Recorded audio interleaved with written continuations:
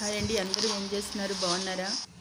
అందరూ బాగుండాలి, అందులో మేము ఉండాలని మనస్ఫూర్తిగా భగవంతుడిని కోరుకుంటూ ఈరోజు వ్లాగ్ అయితే స్టార్ట్ చేద్దామండి. ఈరోజు శనివారం ఉదయం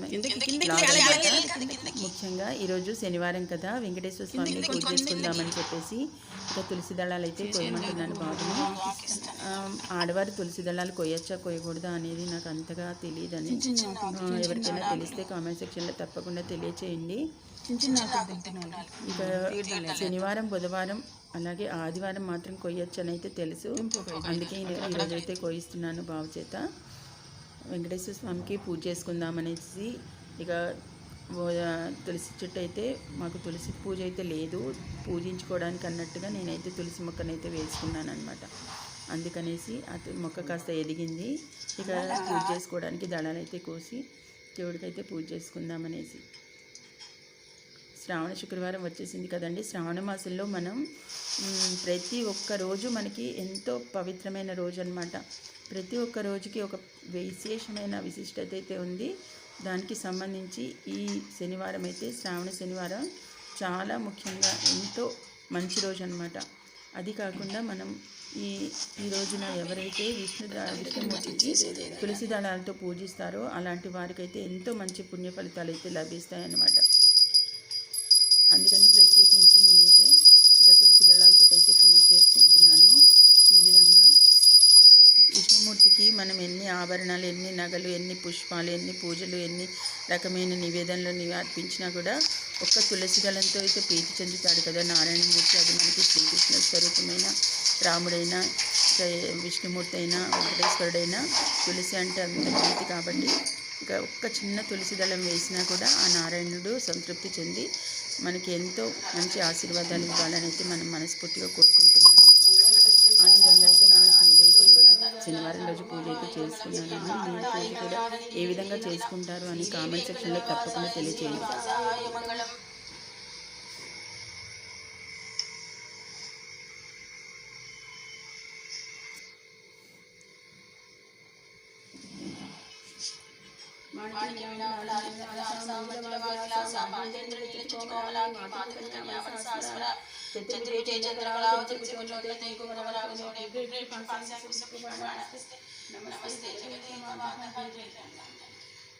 ఈ విధంగా అయితే పూజ అయితే చేసుకున్నాను. అలాగే ఈ శ్రావణ మాసంలో మనకి 5 శుక్రవారాలు వచ్చాయి కదా. ముఖ్యంగా ఈ 5 శుక్రవారాలకి సంబంధించి, అలాగే శ్రావణ మాసం ప్రతిరోజుకి సంబంధించి, అంతేకాకుండా ఏ విధంగా పూజ చేస్తే ఎటువంటి ఫలితాలు వస్తాయని కూడా మనం ఈ వీడియోలో తెలుసుకుందాం. అంతేకాకుండా ఇక ఈరోజైతే వ్లాగ్ అయితే ఏ విధంగా ఉంది, నేను ఏమేమి ప్రిపేర్ చేశాను అనేది మాత్రం మీతో షేర్ చేసుకుంటాను, కాబట్టి చూస్తూ ఉండండి. అంతేకాక ఇక మన ఛానల్ ఎవరైనా ఫస్ట్ టైం విజిట్ చేస్తున్నట్లయితే తప్పకుండా సబ్స్క్రైబ్ చేసుకుని రెగ్యులర్గా వాచ్ చేస్తూ ఉండండి. వీడియో నచ్చినట్లయితే తప్పకుండా ఒక లైక్ చేసి ఛానల్ని సపోర్ట్ చేయండి ఫ్రెండ్స్. ఈరోజైతే నేను ఇక వెంటనే పూజ అయిన వెంటనే ఇక టిఫిన్ చేయడానికి అయితే కిచెన్లోకి వచ్చాను. టిఫిన్ అయితే ప్రిపేర్ చేస్తున్నాను, చూసేయండి. అలాగే ముందుగా అయితే పాలు పొంగిస్తాను. అలాగే పాలు పొంగించిన తర్వాత దేవుడికి అనేది నివేదిస్తాను. దేవుడి దగ్గర అయితే ఆల్రెడీ పెట్టేశాను. అంతేకాకుండా ఇక పాలు అయితే కాఫీ కలిపించేస్తాను మా వారికి. ఇప్పుడైతే టిఫిన్ అయితే ప్రిపేర్ చేస్తున్నాను.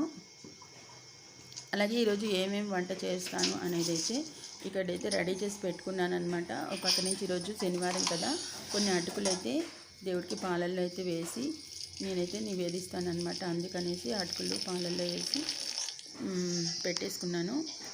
అంతేకాకుండా ఇంకా రాగి జావ అయితే, అలాగే బాదపప్పులు అయితే నానబెట్టాను కదా, అవన్నీ తీసుకుంటారు పిల్లలు.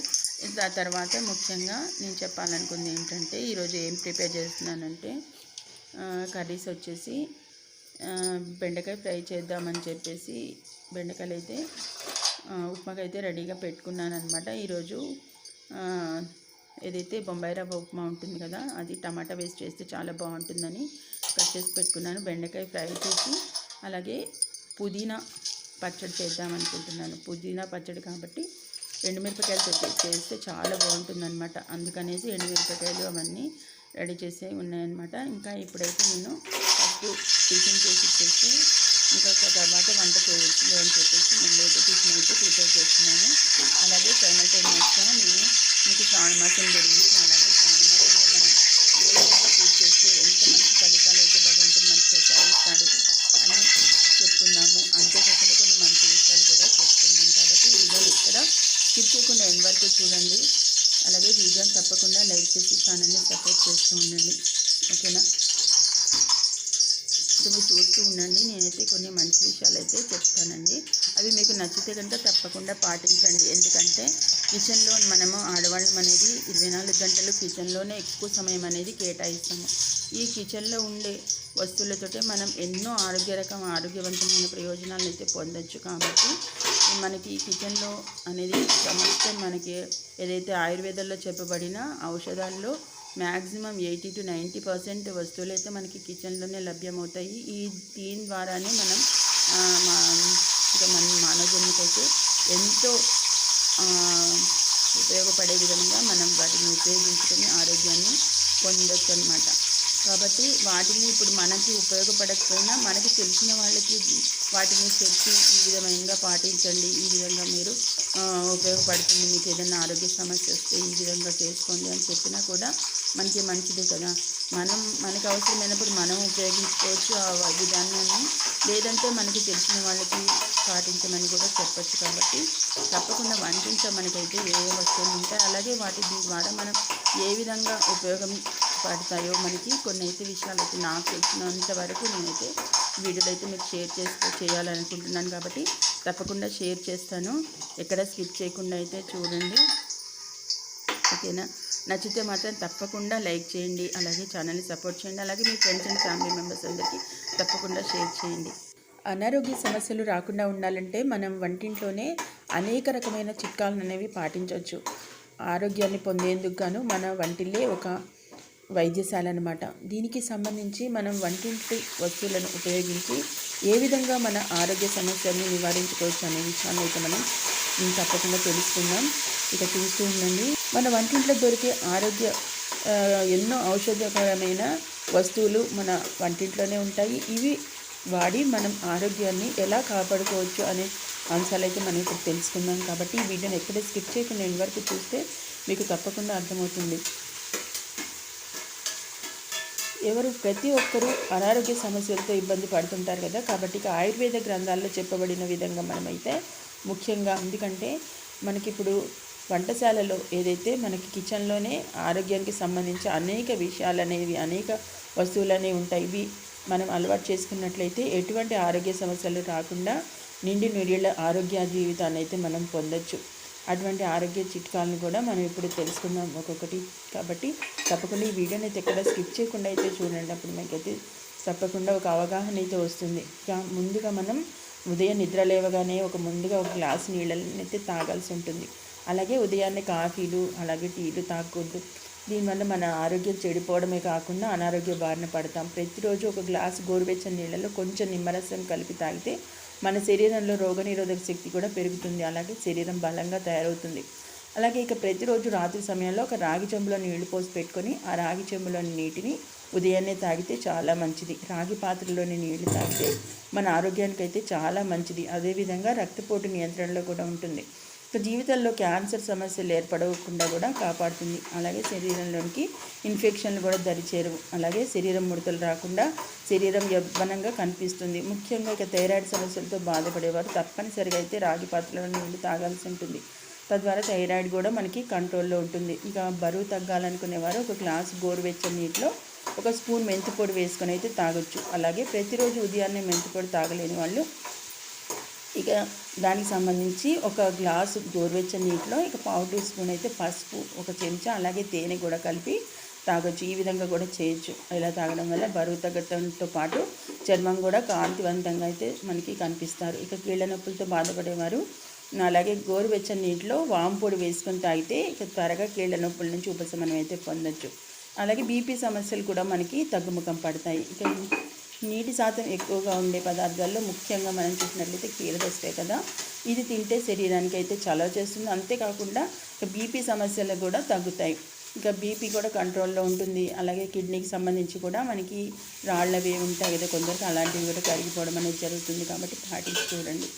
ఇక ఆయుర్వేద గ్రంథాల్లో మనకి ముఖ్యంగా మనకి గోనెయ్యి, ఆవు నెయ్యికి సంబంధించి కూడా ఇక ఆరోగ్య రకమైన కొవ్వుకు సంబంధించి చెడు కొలెస్ట్రాల్ అయితే మనకి ఈ నెయ్యి తగ్గిస్తుంది. కాబట్టి పరగడుపున ఒక గ్లాస్ గోరువెచ్చని నీటిలో ఒక స్పూన్ నెయ్యి వేసుకొని తాగినా కూడా మంచి ఫలితం అయితే కనిపిస్తుంది. పొట్ట చుట్టూ పేరుకుపోయిన కొలెస్ట్రాల్ ఏదైతే కొవ్వు అనేది కరిగిపోతుంది, ఆరోగ్యంగా కూడా తయారవుతాం. అంతేకాకుండా ముఖ్యంగా బెల్లం మన కిచెన్లో ఉంటుంది కదా, ఈ బెల్లానికి సంబంధించి ప్రతిరోజు మనం ఎప్పుడైతే భోజనం చేసిన తర్వాత ఒక చిన్న బెల్లం ముక్క తింటే కూడా మనకి మంచి ఆరోగ్యంతో పాటు ఇక శరీరంలో ఏదైతే రక్తం కూడా మనకి బ్లడ్ కూడా పెరుగుతుంది. అలాగే చిలకడ దుంపలు చూసినట్లయితే చిలకడ దుంపల్లో కూడా ఐరన్ అయితే ఎక్కువగా ఉంటుంది కాబట్టి ఇక విటమిన్ సి, విటమిన్ ఏ పోషకాలు కూడా మనకి ఎక్కువగా చిలకడ దుంపల్లో అయితే పుష్కలంగా ఉంటాయి కాబట్టి ఇవి తరచుగా తింటూ ఉండాలి.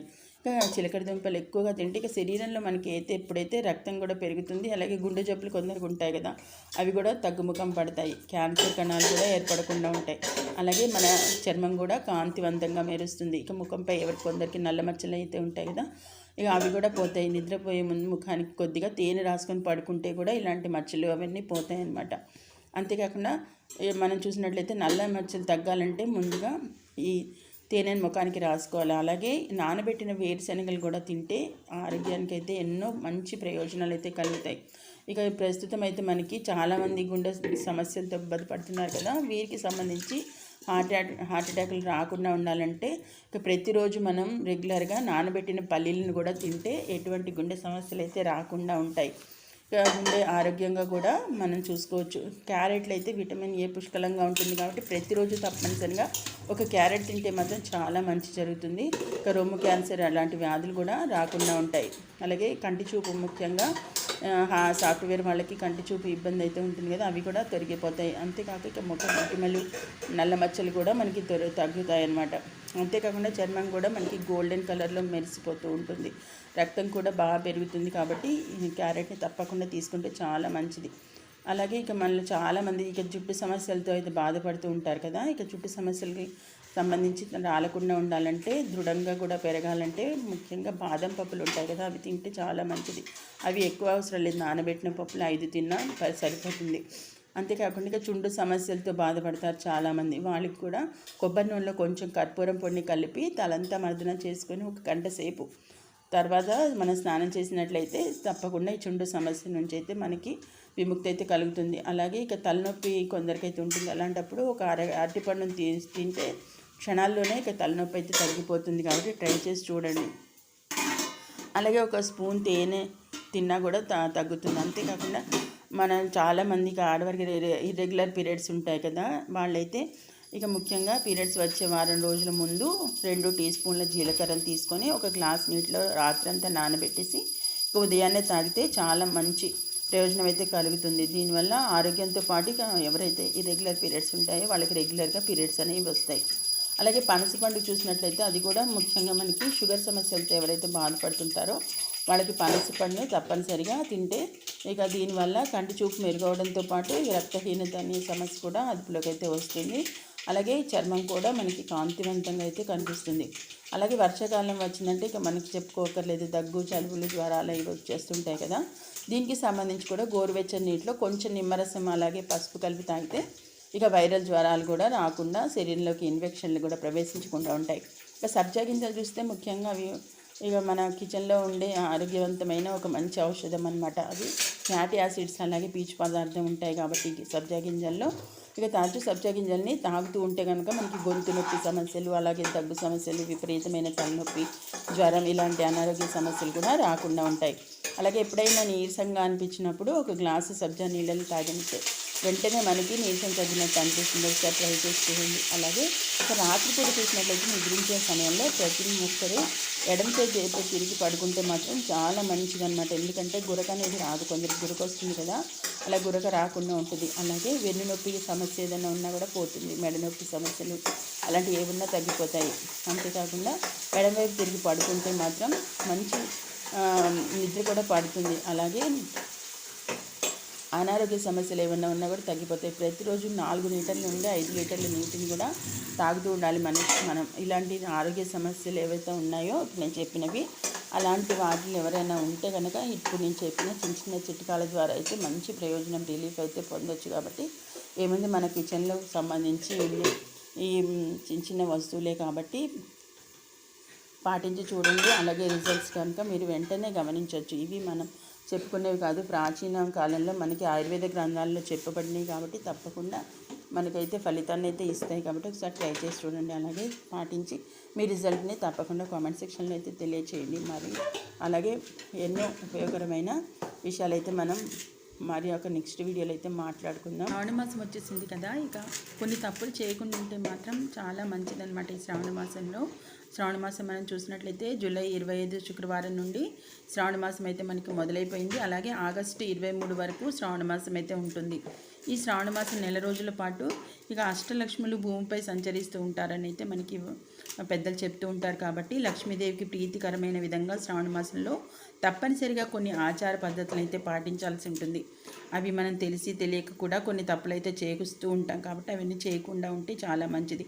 శ్రావణ మాసంలో చేసే పూజలకు అలాగే పరిహారాలకు ఇక జన్మజన్మల పుణ్య ఫలితం అనేది లభిస్తుంది. కాబట్టి సంవత్సరం అంతా ధనానికి కూడా లోటు లేకుండా శ్రావణ మాసం పూజా నియమాలు అలాగే చేయకూడని తప్పుల గురించి అయితే మనం ఇప్పుడైతే తెలుసుకుందాం. ఇక ముందుగా అయితే ఇవి తెలుసుకోబోయే ముందు మన ఛానల్ ఎవరైనా ఫస్ట్ టైం విజిట్ చేస్తున్నట్లయితే తప్పకుండా సబ్స్క్రైబ్ చేసుకొని రెగ్యులర్గా వాచ్ చేస్తూ ఉండండి. అలాగే ఇప్పుడు నేను చెప్పిన విషయాలన్నీ మీకు నచ్చితే కనుక తప్పకుండా వీడియోని లైక్ చేయండి.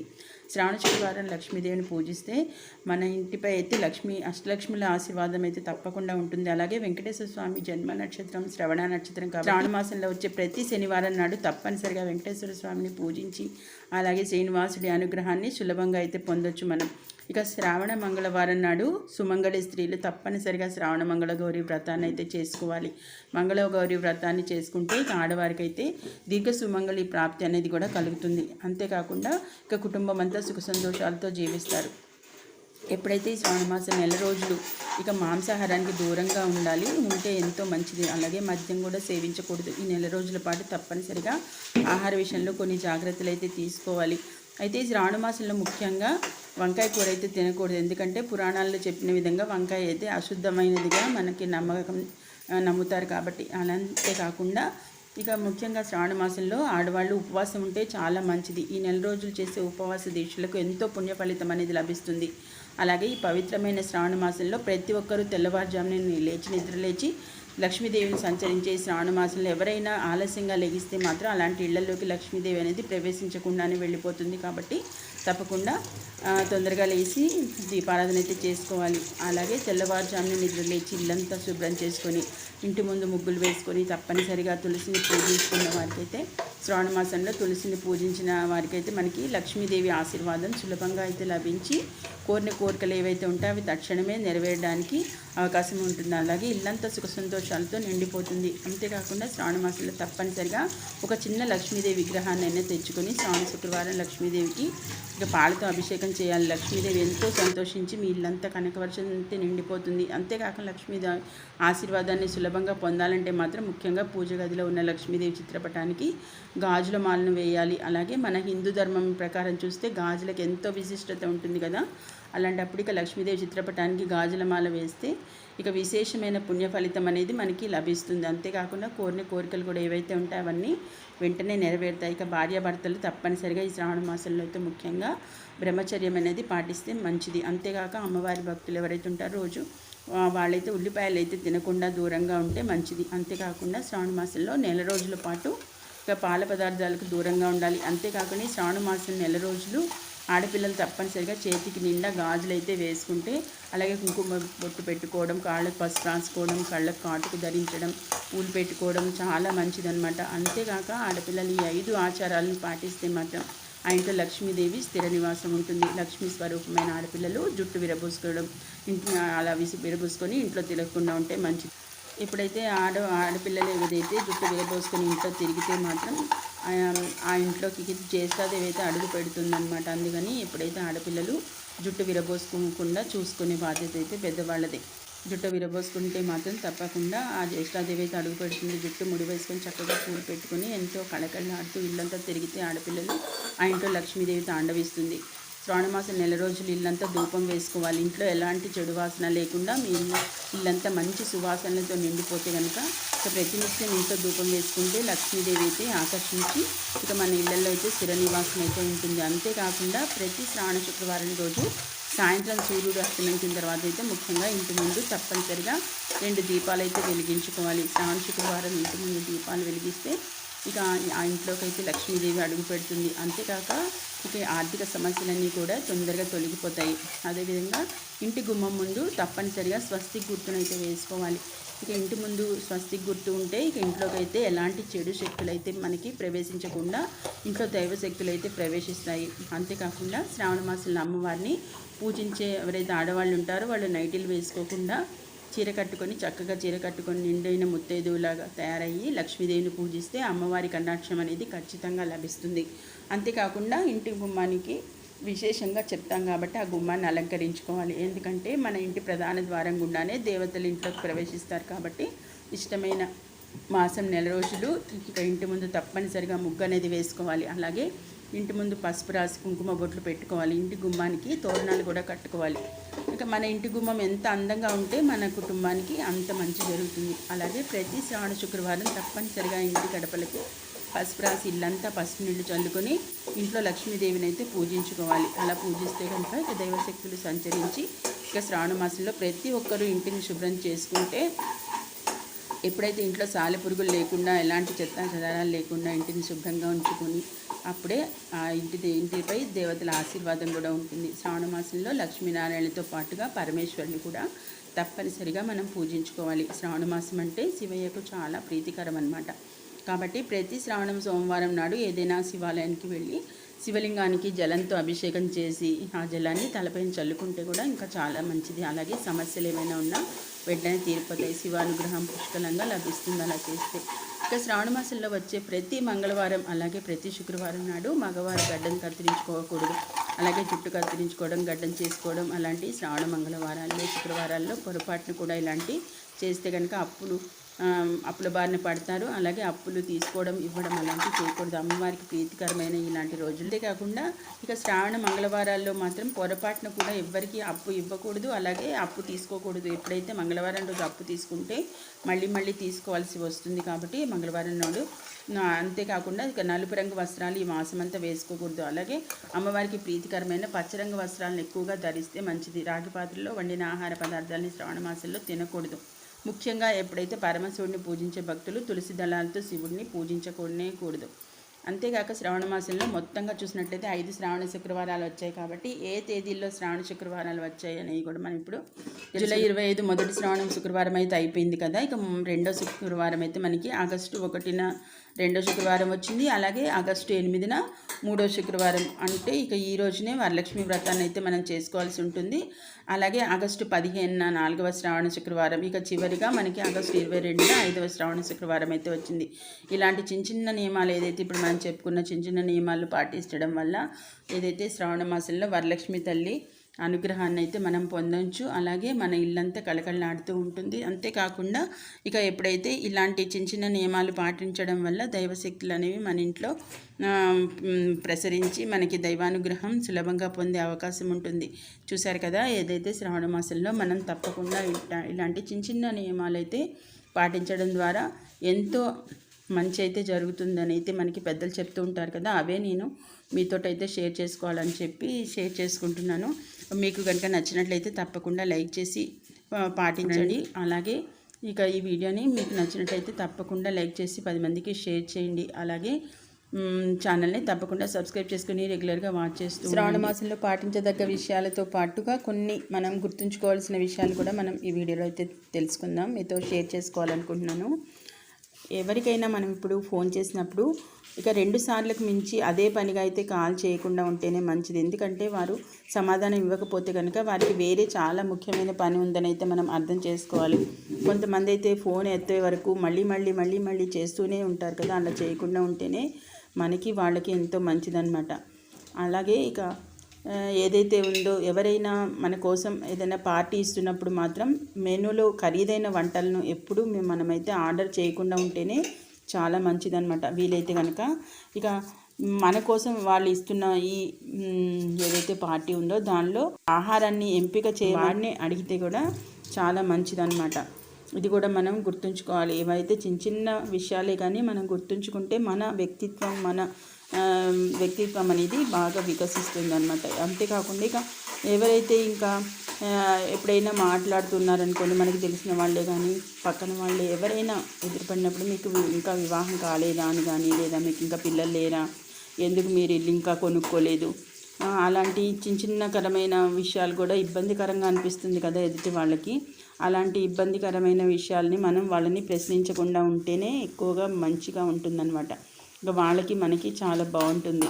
ఇలాంటివన్నీ ఇబ్బందికరమైన ప్రశ్నలు కదా, అలాంటివి మాత్రం వాళ్ళకి ఇంకా కొంచెం ఏజ్ అయిపోయి పెళ్లి కాలేదనుకోండి, ఇంకా మీకు వివాహం కాలేదా అని కానీ, లేదంటే ఒకవేళ పిల్లలు లేకపోతే పిల్లలు లేరా అని కానీ, లేదంటే ఒకవేళ ఇల్లు కొనుక్కోలేదనుకోండి, ఇంకా కొనుక్కోలేకపోయారనుకోండి, మీరు ఇంకా ఇల్లు కొనుక్కోలేదా అన్నట్లుగా అడగకుండా ఉంటేనే ఎంతో బాగుంటుంది ఆ రిలేషన్షిప్ అనేది. ఒక రకంగా చెప్పినట్టయితే అంత బాగుంటుంది. అలాగే ఇక ఎప్పుడైతే మన వెనకాల ఎవరైనా వస్తున్నారనుకోండి, మనం వెళ్ళేటప్పుడు ఏదైనా డోర్ తెరవాల్సి ఉంటుంది అనుకోండి, అప్పుడు మనమే తెరిస్తే పోలా. ఇక ఎప్పుడైతే ఆ తలుపు తీసి మనమే వాళ్ళని లోపలికి ఆహ్వానించవచ్చు. వాళ్ళు ఎవరైనా చిన్నైనా పెద్దయినా ఎవరైతే మనకేమిటి సంబంధం. మనం తీసినంత మాత్రాన మనకి చిన్నవారం అయిపోతామా, వాళ్ళు ఏదో పెద్దవాళ్ళు అవుతారా అలా అని ఎప్పుడు ఆలోచించకుండా మనం ఒకరికి మర్యాద ఇస్తే మనకి వాళ్ళు ఎంత మర్యాద ఇవ్వకూడని వాళ్ళైనా వాళ్ళ మనసు మారి మనకి మర్యాద అనేది ఇవ్వడానికి ప్రయత్నిస్తారు మరొకసారి అయినా సరే. అవునంటారా కాదంటారా? అంతేకాకుండా ఎప్పుడైనా ఇక ఎవరితోనైనా వేళాకోళంగా మనం ఏదో సరదాగా మాట్లాడామనుకోండి, ఇక మాట్లాడుతున్నప్పుడు దాన్ని ఎదుటి వాళ్ళు అయితే సరదాగా తీసుకోలేదనుకోండి, అప్పుడు వెంటనే ఇక దాన్ని మనం ఆపేస్తేనే మంచిదన్నమాట. అలా చేయడం వల్ల ఇక సంబంధాలు ఏదైతే ఉంటాయి, రిలేషన్షిప్ కూడా షిప్స్ అనేవి మనకి దెబ్బతినకుండా ఉంటాయి. అలాంటి పనులు అయితే మనం ఆపేస్తేనే మంచిది. ఎందుకంటే మనం సరదాగా ఉన్నప్పుడు ఎదుటివారి మనసు అలాగే వాళ్ళు సరదాగా ఉండకపోవచ్చు, వాళ్ళు వేరే విధంగా తీసుకోవచ్చు. కాబట్టి అలాంటి పనులు చేయకుండా ఉంటేనే మంచిది. అంతేకాకుండా ఇక ఎప్పుడైతే ఒకళ్ళు ఫ్యాట్గా ఉన్నారనుకోండి, బరువుగా ఉన్నారనుకోండి, అప్పుడు ఎప్పుడైనా వాళ్ళు కనబడినప్పుడు ఇంకా వాళ్ళని మనం ఆ విధంగా మీరు ఎక్కువ లావుగా ఉన్నారు అలా ఈ విధంగా అయితే వ్యాఖ్యానించకుండా ఉంటేనే మనం మంచిదన్నమాట. మీరు అద్భుతంగా కనిపిస్తున్నారా అని చెప్పడంలో ఏమంత పెద్ద ఇదేమి కాదు కదా, ఎవరి బాడీ లాంగ్వేజ్ వాళ్ళదన్నమాట. కాబట్టి వాళ్ళు తీసుకోవాలి ఆ విషయానికి సంబంధించిన అది వాళ్ళ వ్యక్తిత్వం. కాబట్టి మనం వాళ్ళని పాయింట్అవుట్ చేసి మీరు చాలా లావు అయిపోయారు, చాలా సన్నగా అయిపోయారు అని ఏ విధమైన వ్యాఖ్యానం చేయకుండా ఉంటేనే మనకి అటు వాళ్ళకి కూడా వాళ్ళ మనసు కూడా చిన్నపుచ్చుకోకుండా ఉంటారు. ఏదైతే మీరు బాగానే ఉన్నారు, అద్భుతంగానే ఉన్నారు అన్నట్టు ఒక మాట అంటే సరిపోతుంది. అలాగే ఇక ఎవరైనా కనుక మనకి ఫోన్లో కనుక ఏదైనా ఫోటో చూపించాల్సి వచ్చి మనకి ఒకవేళ ఫోటో చూపించారనుకోండి ఫోన్లో, అప్పుడు మనం ఆ ఫోటో మాత్రమే చూపించినప్పుడు మాత్రం తప్పకుండా మనకి ఏ ఫోటో అయితే చూపించాలో అదొక్కటి మాత్రమే చూడడంలో మంచిదన్నమాట. అంతేకాకుండా ఇక ఎడమవైపు అలాగే కుడివైపు అలా స్విప్ చేస్తూ ఉన్నామనుకోండి, ఏదో మనకి తెలియకున్న విషయాలు కానీ మనకి తెలియకూడని విషయాలు కానీ వాళ్ళు గుప్తంగా ఉంచుకున్న విషయాలు కానీ ఏవే ఒకటి బయటపడవచ్చు. కాబట్టి అలాంటి పొరపాట్లు ఎప్పుడు మనం చేయకూడదు. అలాగే మనం ఇతరులు చేస్తున్నా మనం నివారిస్తేనే చాలా మంచిదన్నమాట. అవునంటారా కాదంటారా? అంతేకాకుండా ఇక ఏదైనా మనం ఇప్పుడు ఒక CEO ఉన్నారనుకోండి, వాళ్ళతోటి మనం ఎలా వ్యవహరిస్తామో అదేవిధంగా మనకి సంబంధించి ఒక క్లీనర్తో కానీ అలా మన కింద స్థాయి వ్యక్తులతో కూడా మనం అదే విధంగా వ్యవహరించామనుకోండి, అప్పుడు గౌరవం అనేది మనకి ఖచ్చితంగా దొరుకుతుందన్నమాట. ప్రజలు ఖచ్చితంగా మన వ్యక్తిత్వాన్ని అనేది గౌరవిస్తారు. కాబట్టి మనం ఎవరైతే ఒక CEO కదా అని చెప్పేసి మనం వాళ్ళతో ఏ విధంగా ప్రవర్తిస్తామో అలాగే మన క్రింది వారితో కూడా మనం ఆ విధంగా ప్రవర్తించామనుకోండి, మనకన్నా ఉన్నతమైన వాళ్ళకి ఎలాంటి మర్యాద ఇచ్చామో అలాగే మన క్రింది వారు కూడా మనకి అదే విధమైన మర్యాదని మనం కూడా పొందే అవకాశం ఉంటుంది. అవునంటారా కాదంటారా? ఇలాంటి చిన్న విషయాలే ఏదో మనసుకి మీతో షేర్ చేసుకోవాలనిపించి షేర్ చేసుకుంటున్నాను అంతే. తప్పుగా అనుకోవద్దు. నచ్చితే కనుక తప్పకుండా వీడియోని లైక్ చేయండి. అలాగే ఒకవేళ ఏమంటే ఎవరైనా మనల్ని సలహా అడిగారనుకోండి, మనకి సంబంధించి మనకి అది సమస్య ఏదైనప్పటికీ మనం దాన్ని సాల్వ్ చేయగలము, ఆ సమస్యకి సమాధానం కరెక్ట్గా చెప్పగలము అనే పూర్తి నమ్మకం మనకు ఉన్నప్పుడు మాత్రమే వాళ్ళకి సలహా ఇవ్వాలి. మనకే దానిలో సందేహం ఉన్నప్పుడు తప్పకుండా దానికి సలహా ఇవ్వకపోవడమే మంచిదంటాను నేను. మరి మీరేమంటారో కామెంట్ సెక్షన్లో తెలియచేయండి. అదేవిధంగా ఒకవేళ మనకి సంబంధం లేని వ్యక్తి కానీ ఎవరైనా మనకి సంబంధించిన వాళ్ళు ఎవరైనా సంబంధం లేని వ్యక్తి వచ్చి అప్పుడు మనకి సంబంధించిన ఏదైనా ప్రణాళికలు ఉన్నాయనుకోండి, మనం ఈ విధంగా ఒక స్టెప్ ఏదైనా నెక్స్ట్ ఏదైనా ఫ్యూచర్ ప్లానింగ్స్ ఉంటాయి కదా, వాటిని మాత్రం ఎట్టి పరిస్థితిలో కూడా మనం బయట పెట్టకపోవడమే మంచిదంటాను. అవునంటారా కాదంటారా? ఎవరైతే ఒకవేళ మన రిలేషన్షిప్స్ అనుకోండి, అవి తప్పదు. కాకపోతే ఎవరైనా సంబంధం లేని ఇతర వ్యక్తులు ఉంటారు మనకి, మన రిలేషన్స్ కానీ ఇతర వ్యక్తులు అంటే ఫ్రెండ్స్ అనుకోండి, అలా వాళ్ళకి మాత్రం ఈ విషయాలు చెప్పకుండా ఉంటేనే ఎంతో మంచిది. అదేవిధంగా ఒక ఫ్రెండ్ ఉన్నాడు, లేదంటే మనకి సంబంధించి మన కొలీగ్ అలాగే ఎవరైనా ఉంటారనుకో, మనకి ఫుడ్ అనేది ఆఫర్ చేశారు, వాళ్ళ ఫంక్షన్స్కో దేనికో ఒకవేళ రమ్మంటారు, లేదంటే మన జాబ్ చేసే ప్లేస్లో ఫుడ్గా ఆఫర్ చేస్తున్నారనుకోండి, వాళ్ళకి మర్యాదగా నో అనేది చెప్పచ్చు, తప్పులేదు దానిలో.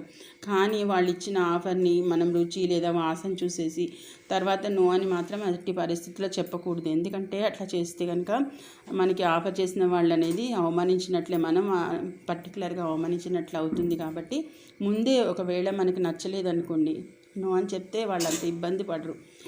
ఏదో ఫాస్టింగ్ అని ఏదో చెప్పచ్చు, లేదంటే నో అని చెప్పచ్చు, లేదంటే నేను ఇప్పుడే తినేసానని చెప్పచ్చు, ఏదో ఒక విధంగా తప్పించుకోవచ్చు. అంతేకాని ఓకే అని చెప్పి వాసన చూసి అది చేసి ఇది చేసి నో అని చెప్తే వాళ్ళు హర్ట్ అయ్యే ప్రమాదం ఉంది. అలా చేయడం కూడా మన మనసుకి కూడా అంగీకరించదు. కాబట్టి అలాంటి పనులు ఎప్పుడు మనం చేయకుండా ఉంటేనే మంచిది. అంతేకాకుండా ఎప్పుడైతే మరో ముఖ్య విషయం ఏంటంటే, ఏదైనా ఇతరులకు సంబంధించిన విషయాల్లో ఎట్టి పరిస్థితుల్లో మనం జోక్యం చేసుకోకుండా మన పని ఏదో మనం చేసుకుంటేనే ఎంతో ఉత్తమం అన్నమాట. ఎందుకు వాళ్ళ పనులు ఎవరి వ్యక్తిత్వ సంబంధించి వాళ్ళకి ఒకమైన క్లారిటీ ఉంటుంది. కానీ మనని అడగకుండా, వాళ్ళు ఏది సలహా అడగకుండా మధ్యలో వెళ్ళిపోయి మనకి తోచినట్లు మనం చెప్పడం అనేది ఎంతవరకు సహజం? అలాంటి వాళ్ళు చాలామంది ఉంటారు. కాబట్టి ఎంతైనా ఇలాంటి విషయాల నుంచి దూరంగా ఉంటేనే చాలా బాగుంటుందని అయితే నా అభిప్రాయం. ఒకవేళ ఇలా ఎవరైనా సలహాలు ఇస్తుంటే, ఇక ఉచిత సలహాలు ఇస్తున్నాడు అని కానీ చాలామంది అయితే కామెంట్ చేస్తుంటారు. కాబట్టి అలాంటి జోలికి వెళ్ళకుండా ఉంటేనే మంచిది. ఒకవేళ అలా ఇచ్చారనుకోండి, మనం అడగకపోయినా వాళ్ళు ఇచ్చారనుకోండి, ఒకవేళ పెద్దవాళ్ళైనా చిన్నవాళ్ళైనా మనకు నచ్చితే పాటిస్తే అంత పోయేదేమి ఉండదు కదా. పాటించి చూడండి, మీకు నచ్చితే కనుక పర్వాలేదు, నచ్చకపోతే వదిలేయండి. అలాంటి వాళ్ళ సలహాలని మీరు తీసుకోకుండా ఉంటేనే మంచిది. ఏమంటారు? అంతే కదా. ఏదో చిన్న విషయాలండి, మన జీవన విధానంలో జరిగే కొన్ని చిన్న విషయాలు మీతో షేర్ చేసుకోవాలనిపించింది కాబట్టి షేర్ చేసుకుంటున్నాను. నచ్చితే కనుక ఒక లైక్ చేసి సపోర్ట్ చేయండి, లేదంటే కనుక అది మీ ఇష్టం మీద ఆధారపడి ఉంటుంది.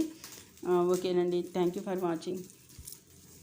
ఈ వీడియో నచ్చినట్లయితే తప్పకుండా లైక్ చేసి మీ ఫ్రెండ్స్ అండ్ ఫ్యామిలీ మెంబర్స్ అందరికీ తప్పకుండా షేర్ చేయండి. మరెన్నో ఇలాంటి మంచి విషయాలతో పాటు మన బ్లాగ్ ఎలా ఉంది అనేది కూడా కామెంట్ సెక్షన్లో తప్పకుండా తెలియచేయండి. అలాగే మీ అభిప్రాయాన్ని కామెంట్ సెక్షన్లో తెలియచేయండి. అలాగే వీడియోని 10 మందికి షేర్ చేయండి.